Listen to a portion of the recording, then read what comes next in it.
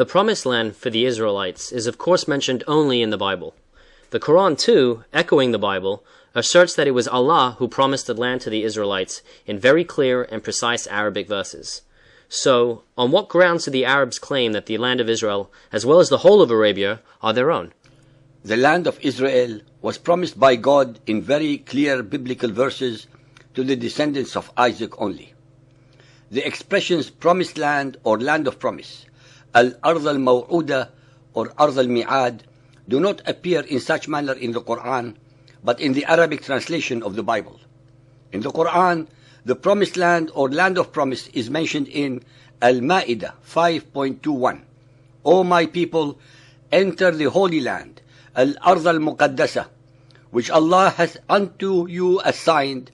Allah had written, Kataba Allahu lakum, and turn not back ignominiously, for then will ye be overthrown to your own ruin. Muqaddasa, holy, is from the Hebrew Kodesh, and is not Arabic in origin, since the Arabs use the term Muharrama, forbidden, regarding their holy places. This verse is extremely important since it verifies and confirms the claim of the Jews to the land of Israel. Al-Ma'idah 5.22. They said, O Moses, in this land are a people of exceeding strength. Never shall we enter it until they leave it. If once they leave, then we shall enter.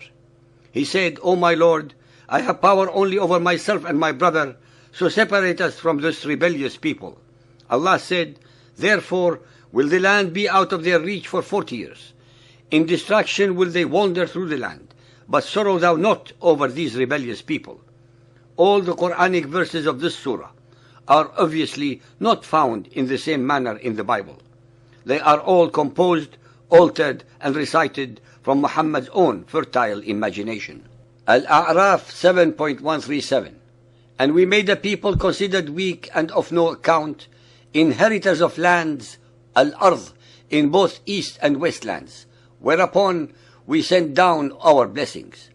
The fair promise of the Lord was fulfilled for the children of Israel, because they had patience and constancy, and we leveled to the ground the great works and fine buildings which Pharaoh and his people erected with such pride. By both east and west lands, the Quran affirms the biblical narrative that assigned the promised land among the 12 tribes of Israel on both sides of the river Jordan. Yunus 10.93. We settled the children of Israel in a beautiful dwelling place, and provided for them sustenance of the best. It was after knowledge had been granted to them that they fell into schisms. This is Muhammad's rephrasing of the biblical description of the promised land as a land of milk and honey. Al-Isra 17.104. And we said thereafter to the children of Israel, Dwell securely in the land, Uskunul arda. But when the promise of the final days come to pass, we shall gather you together in a motley crowd. Al-Nur 24.55.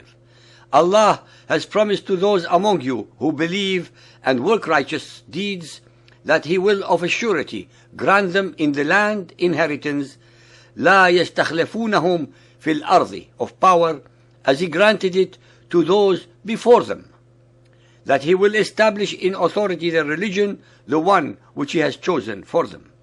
Al-Rum 30.6. It is the promise of Allah. Never does Allah depart from His promise, but most men understand not. Since never does Allah depart from His promise, then the claim by the Arabs and the followers of Muhammad to the land of Israel is obviously null and void. In the Bible, Genesis 17.7, And I will establish my covenant between me and you and your seed after you in their generations for an everlasting covenant, to be a God to you and to your seed after you. And I will give to you and to your seed after you the land where you are a stranger, all the land of Canaan, for an everlasting possession, and I will be their God. And God said to Abraham, This is my covenant which you shall keep between me and you and your seed after you. Every male child among you shall be circumcised, and he who is 8 days old shall be circumcised among you. Every male child in your generations, he who is born in the house, or bought with money from any stranger, who is not of your seed. And as for Ishmael, I have heard you. Behold, I have blessed him, and will make him fruitful, and will multiply him exceedingly. 12 princes shall he father, and I will make him a great nation.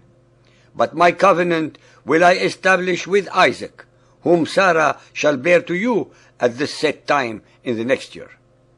Since the alleged Arab traditions are derived entirely from the Bible, the pagan Arabs having had no knowledge of the biblical events before Muhammad's Quran, then they should accept the crystal clear fact that the land of promise was for the Israelites only, just as the Quran itself also asserts. Furthermore, it is alleged that Muhammad instructed that 2 religions cannot exist in the country of Arabia, and subsequently almost all the Judaized and Christianized Arabs were expelled from their own native lands by the followers of Muhammad. So the Arabs claim both Arabia and the Holy Land as theirs, contrary to both the historical records and the religious ones.